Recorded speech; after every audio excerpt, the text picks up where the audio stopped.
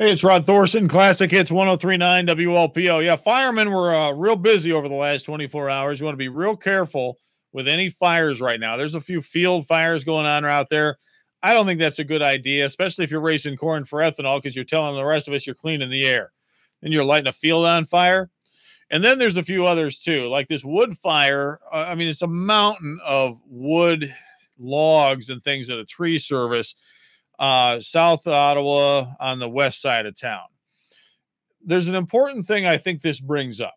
Now, you and I drive on Route 71 between Starved Rock and Ottawa, and you don't even notice it. On one side of the road, there's a boat graveyard, and on the other side of the road, there's a pile of logs that is now on fire.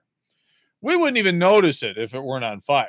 It's on fire, so the flames are 40 feet high, and so we all notice it, right? This brings up something that I think you and I should notice. Now, 2 million people come to Starved Rock every year to enjoy the beauty of the great outdoors.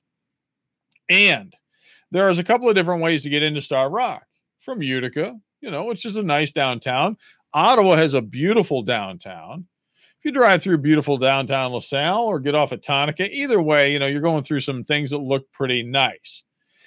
But then that stretch of road between Ottawa and the east entrance of Starved Rock, like I said, we don't even notice it because we're conditioned to it. We drive by it all the time. But how would someone in a BMW with their family and a couple of Trek mountain bikes on the back feel about driving by there? Like, hey, kids, look at that. It's a mountain of old tree scraps or a boat graveyard or something.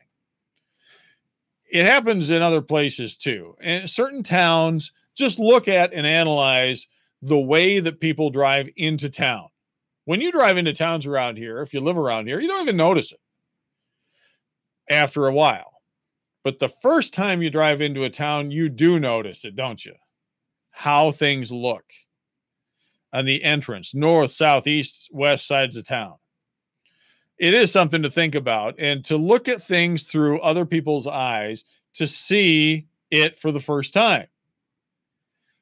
Let's do that a couple of times. Whatever town you happen to be driving into, is it an attractive place? Is it attractive to drive into town and see what you're seeing on somebody's doorstep?